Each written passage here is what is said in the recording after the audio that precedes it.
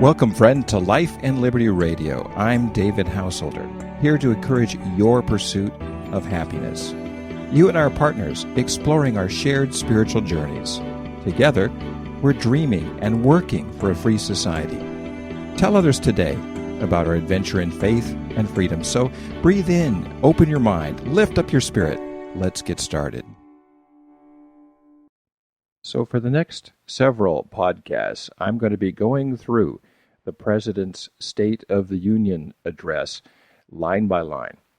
I think it is so important that we work through this because we have the leader of our nation here who has a viewpoint which I believe is just plain wrong. And I don't think he knows that he knows. I think he is a typical product of our educational system. He is the cream of the crop of what we produce.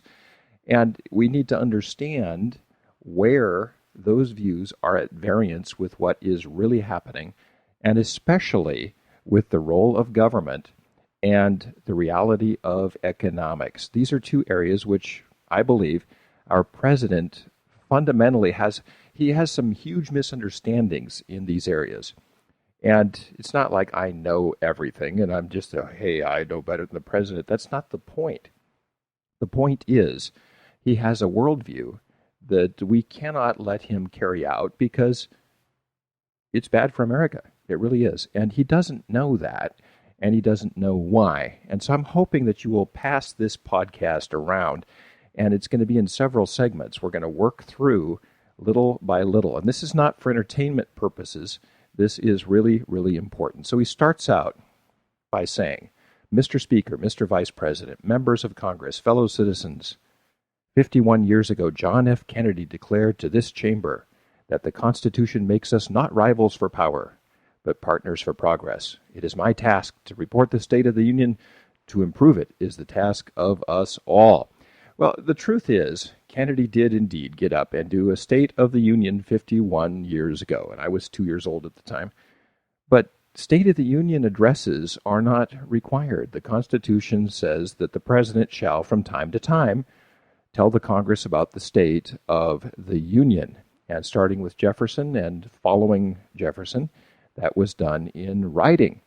But starting with Wilson, my least favorite president, and you can actually search for him in my podcast. I think he was the worst president that we've ever had by far. Starting with Wilson, they've done it in person because starting with Wilson, we've had an imperial presidency. It's been sort of this audience where the president gets up and there's all this standing up and sitting down and all of this sort of rah-rah pep rally business. And it's really problematic. It sets the tone for this whole kind of sucking up to each other and impressing each other and who gets to sit in the front. And it's sort of like Louis XIV's court in Versailles. It really it's not good. I think it should be done in writing. But let's take apart this speech a little bit at a time. He writes, tonight, thanks to the grit and determination of the American people, there is much progress to report. After a decade of grinding war, our brave men and women in uniform are coming home. Well, the truth is, they're not coming home. They're being redeployed all around the world. It's been said that we are going into up to 35 countries in Africa with our military. Well, this isn't official, but they're there. They're there. I was in Ethiopia on a mission trip in the Afar Desert, the Danakil Desert, and they were thinking about building some bridges in certain areas, the locals there, and they says, well, maybe we shouldn't do that because the U.S. Army's here and they want to build the bridges, so maybe we should let them pay for it. I said, the U.S. Army? Oh, yeah, they're here. They've got a presence here in the area.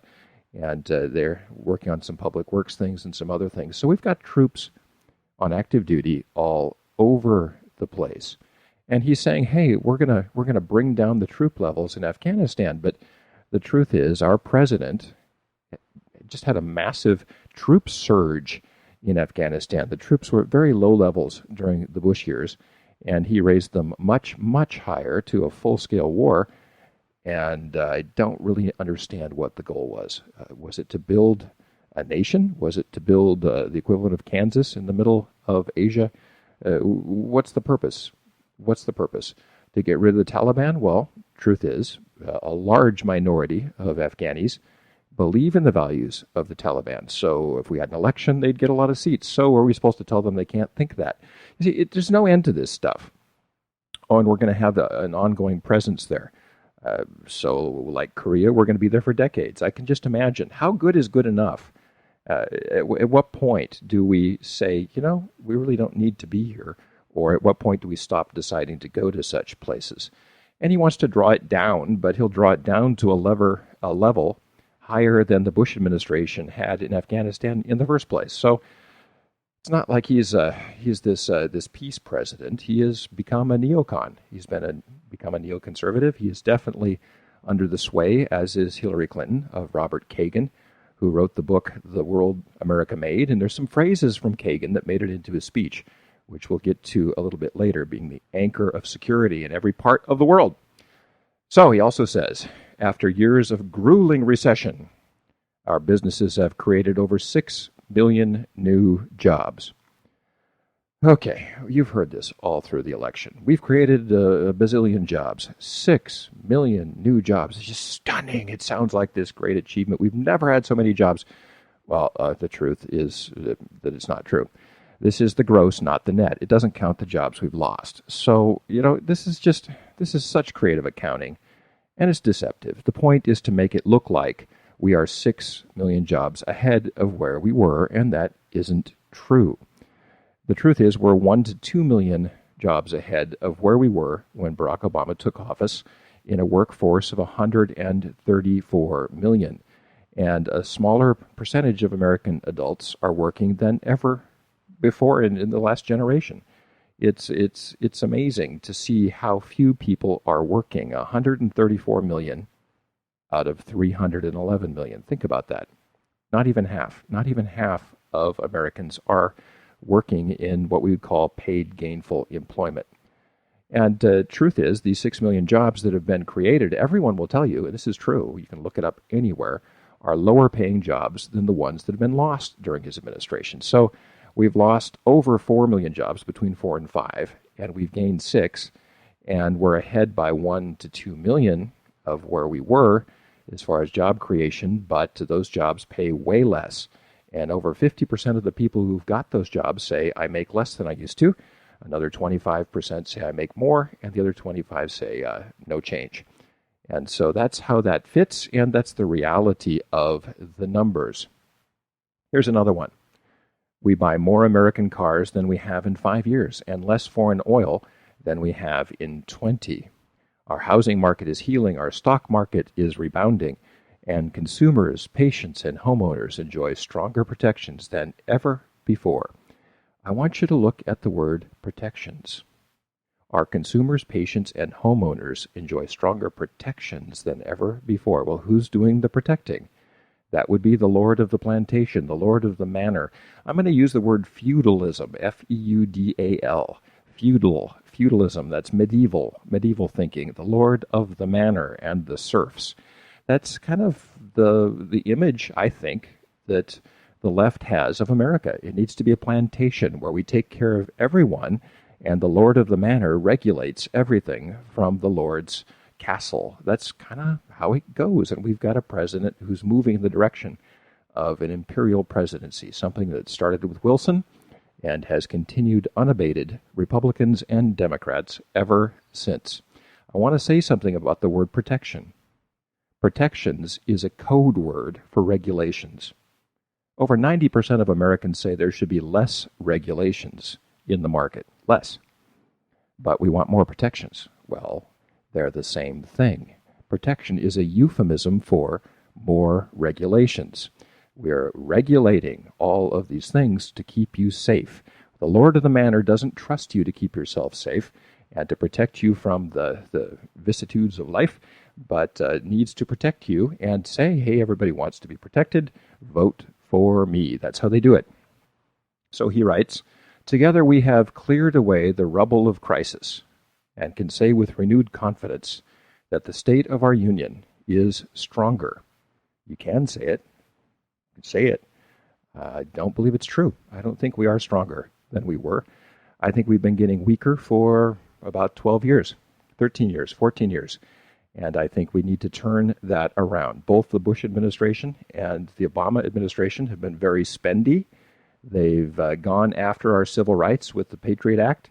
They have increased our military abroad and have not made us safer in doing so. And we've continued to create enemies all around the world. So I don't buy that. But we gather here, he says, knowing that there are millions of Americans whose hard work and education have not been rewarded. Our economy is adding jobs, but too many people still can't find full-time employment. Corporate profits have rocketed to an all-time high, but for more than a decade, wages and incomes have barely budged. Well, the reason there are corporate profits and government deficits are because government has gotten so ineffective that people are turning to the private sector to get things done. And when the private sector does things for people, people pay them. And so we have a private sector which is racking up profits and a public sector which is going in debt and living off of the private sector. The rewards for meeting needs and service are financial, as opposed to the government, which is in deficit. And the reason wages aren't up is because it's too hard to hire people. I run a couple of small businesses, and this morning even I thought I would love to hire someone to do ... And I thought, no, I wouldn't want to go through the paperwork. I wouldn't want to go through the taxation. I wouldn't want to go through the whole healthcare thing. I wouldn't want to do all that. I would love to just pay someone to do something and just hand them a check and let them deal with it. If they make $10, they make $10. And they don't have to give anything to somebody who asks for it, called the government. Since when is the government entitled to our property? I don't understand that. It seems to me property is a natural right. So the reason corporate profits are up is because the government has gotten so ineffective. And the truth is, if you want to make money in this society, serve somebody. The people who serve people and meet their needs make the most money. We should be celebrating their success. And they would love to take that success and turn it into investment in people through work. But the government has made it just too hard through protections.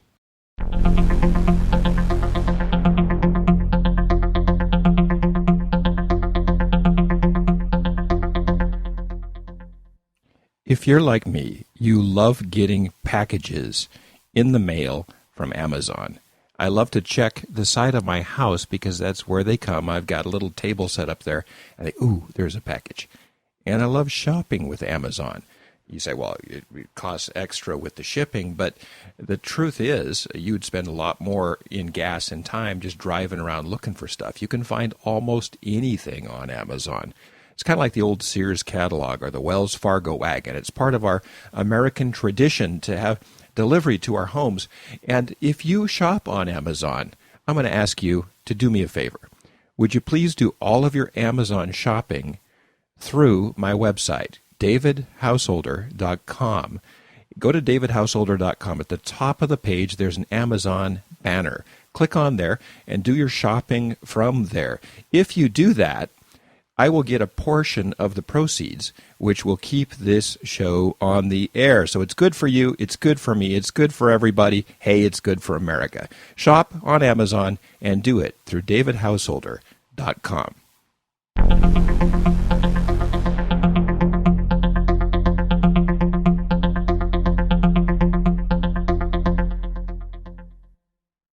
Then he writes, or he says, "It is our generation's task, then, to reignite the true engine of America's growth, a rising, thriving middle class."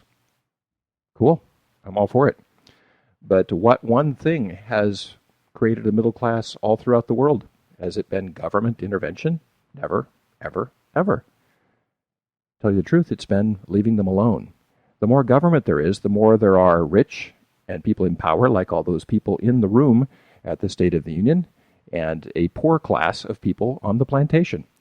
The amount of poor grows, the amount of wealthy grow, and the middle class disappears. That's what happens when you have feudalism. That's what happens when you have big government. Big government doesn't grow the middle class. Big government shrinks the middle class. Leave them alone. The less government, the bigger the middle class. When feudalism started to die out in Europe, what rose up in its place? a mercantile middle class of artisans and business owners and shopkeepers. In every medieval town, this started happening. And you know why? It wasn't because the lord of the manor wanted to build a middle class. It was because the lord of the manor was losing his power, because people were starting to read and understand things and become free. And this is the result of that. And he says it's our generation's task to bring forth a middle class. Well, what he's really saying is it's our government's task. It's the lord of the manor who is going to do that. Barack Obama also says it is our unfinished task to restore the basic bargain that built this country. The idea that if you work hard and meet your responsibilities, you can get ahead no matter where you come from, what you look like, or who you love. Well, first of all, there's a grammar problem. He should say whom you love, but he said who you love.